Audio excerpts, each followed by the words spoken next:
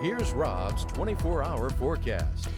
Well, just a beautiful day across Acadiana. It started out nice and fresh this morning. Temperatures the mid to upper 50s, topping out at 81 degrees this afternoon. Now we're currently sitting in the upper 70s to near 80 most spots. Youngsville still a holdout at 80 degrees, but still very comfortable. Nice humidity, nice breeze out of the northeast today, and it stays fair through this evening, but clouds will be back on the way in as we head toward tomorrow morning. Maybe a passing shower or two. Rain chance no higher than 20, perhaps 30%. And whatever shower activity we see was going to be short-lived. And by mid tomorrow to late tomorrow afternoon, mostly sunny skies for a good Friday. Temperatures once again topping out near 80 degrees. So temperatures dropping down through the 60s. Will hold in the low to mid 60s tonight. Notice the model going for some slight rain chances toward tomorrow. I don't think we see thunderstorms, but we will see maybe a shower or two. And here's your 24-hour forecast, looking at 70s to lower 80s for your high. Plenty of clouds tomorrow, but a little bit more sunshine in the afternoon into the early evening hours. Coming up, slight rain chances continue for the Easter weekend. We'll have full details in the complete True View forecast coming up in just a bit. Acadiana had a bit of a cleanup today after last night's storms. Take a look in Crowley. Strong winds uprooted this tree, which fell on a home. No one was injured, but the homeowner is now living with her son until repairs can be made to her roof. A Eunice man will serve life in prison without the possibility of parole. Robert Hurd Jr. was found guilty of second-degree murder in the September 2012 death of his wife, Demetra Doyle. Hurd stabbed his wife more than 40 times, then burned her body.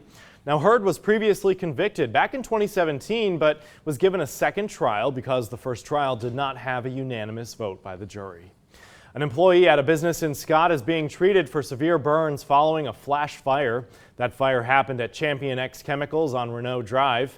According to firefighters, the employee was mixing chemicals when static electricity ignited that flash fire. The man suffered second-degree burns to his hands and wrist. Developer D.R. Horton is denying allegations of building homes in Louisiana that cannot withstand the weather here. According to the advocate, the company says the proposed class action lawsuit is improper.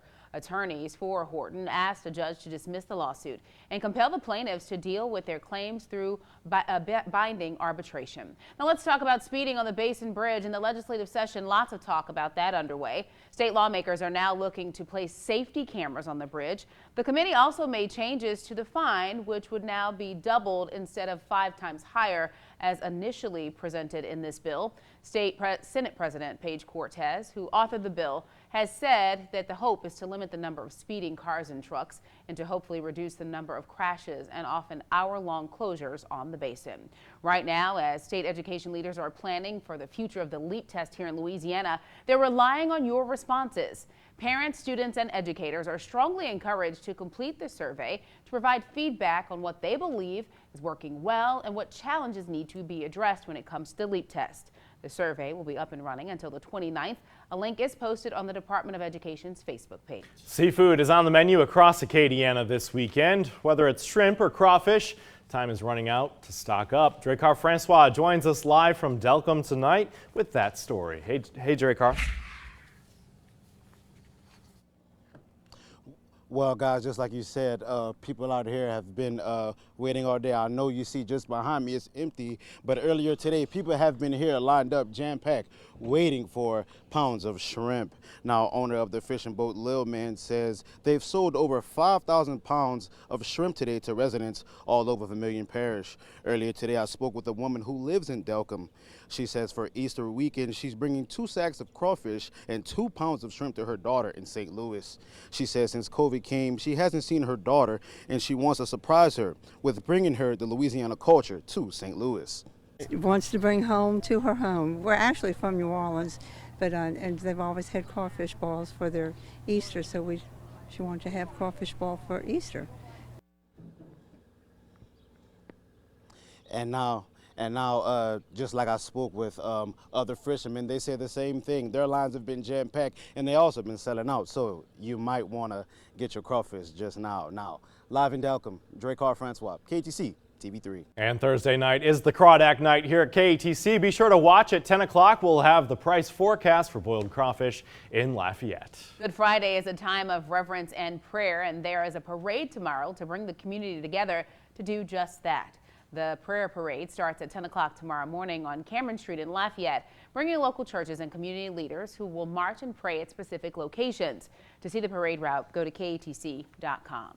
Easter weekend will be affecting transit and waste collection schedules in Lafayette. No buses are running tomorrow, but will resume as normal on Saturday. Garbage and recycling collection will run as normal. However, the compost facility will be closed. For a list of Easter events and other things you need to know about the holiday weekend, you can find it all at KATC.com. And still ahead right here on Acadiana's News Channel at 6, UL baseball returning after a successful 5-game week. We have more coming up a bit later on in sports. And a beauty out there today. Tomorrow, though, the clouds return. We'll talk more about the weather as we head into the big Easter holiday weekend and beyond, coming up right after the break. From the KATC Weatherland, here's Rob's forecast.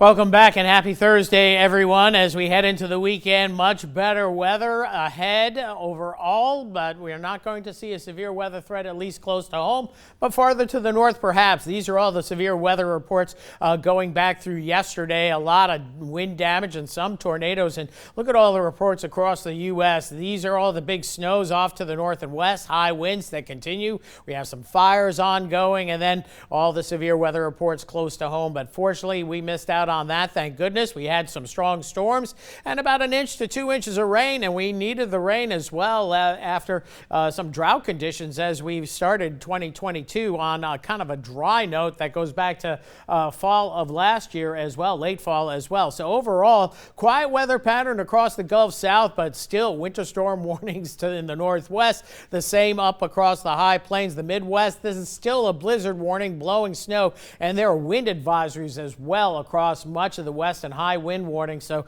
maybe more fires busting out as we head into Friday and the weekend. Close to home, though, a beauty of a day with sunshine and some beautiful high-level cirrus clouds out there, and some spots creating a nice halo around the sun as well. So that was really cool to see, and just a beauty of a day. Now, overnight tonight, fair skies, but clouds coming back in by morning as we take a look at the graph model, which does an excellent job on cloud cover, and it's indicating we're going to be socked in with clouds at daybreak tomorrow. Maybe a few passing showers. The models want to go for 40-50%. Weather Service is going 0. We're going to split the difference and go 20, maybe 30% for tomorrow. A passing shower perhaps, but it's just going to be a nuisance shower. And then by the afternoon, all the models indicating that we're going to see sunny skies for your crawfish boils or Good Friday services. It's going to look good in the afternoon. Upper 70s to lower 80s for tomorrow. Clouds come back in tomorrow night. And this is going to be the MO going into the weekend. Plenty of cloud cover at night and then a little sun in the afternoon. Showers and storms off to the north of us, actually where there's a marginal risk of severe weather going into Saturday. We'll keep an eye making sure those storms stay to the north, and we do much the same on Sunday with plenty of clouds in the morning and a little sun in the afternoon and slight rain chances. Better rain chances, though, by Sunday night. We'll show you that in just a bit. Mid-60s overnight tonight. Tomorrow we'll see readings in the upper 70s to lower 80s. Should be a beauty of a day. Tomorrow night we'll see temperatures down closer to the lower 70s, so a little bit more humid there. And as we head into Saturday afternoon, low to mid 80s, and we'll copy and paste this and head into Sunday. And notice that feels like temperature getting up there just a little bit, and that's going to be the MO as we go through the entire weekend and for the next several months, where we have that temperature that feels like temperature warmer than the actual temperature. So clouds coming in by morning, fair skies though early tomorrow.